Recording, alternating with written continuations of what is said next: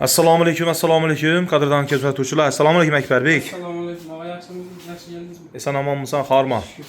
Akşamki jaydar o'kizlarni birsini so'yding, xudo xohlasa. Aman, xudo xohlasa. Stalba bilan pullarni so'ydik. 235 kilo go'sht berdi abi. Ina go'shtning sifati chiqaradi. Nima ajoyib. Hurmatli kuzatuvchilar, ekranda menimcha Ina go'shtlar. O'zi go'shtning sifatini o'chishligiga aytib turadi-ku uni. chiroyli ko'rinib turibdi menimcha. Zo'r, ajoyib sifat go'sht bo'libdi.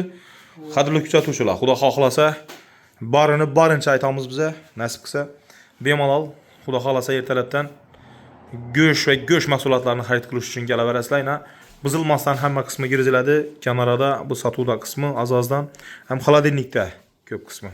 Bu akşam go'shtning go'shti. Yanada Astatgami? Avan, astatga bu saray tutdi falan deb yozmasin. Yo'q, endi gün o'tgandan keyin shu rangga kiradi go'sht. Avan, bir gün o'tgandan keyin bular Amerikadan shu rangga bo'ladi. Bunday yaxshi. Akşam go'shtnikidan. Bizning xalqimizdan aqlli, zukka, hamma narsaga haqiqatan ahamiyat qaratadilar va tushunadilar. Hurmatli kuzatuvchilar, xudo xohlasa lahim yog'i, delni suyak, delni qarin turoq yurak, bag'ir xohlagan yeringizdan bo'ladi. Bemalol Akbar Kasabiyona kelishlaringiz mumkin. Like bosing bir. Izohlarda fikr yozing. Bemalol go'shtga kelishlaringiz mumkin bo'ladi. Akbarbek, ishlaringizga omad. Salomat bo'lasiz. Ha, yana aytmoqchi. To'y, tantana uchun aytib ber.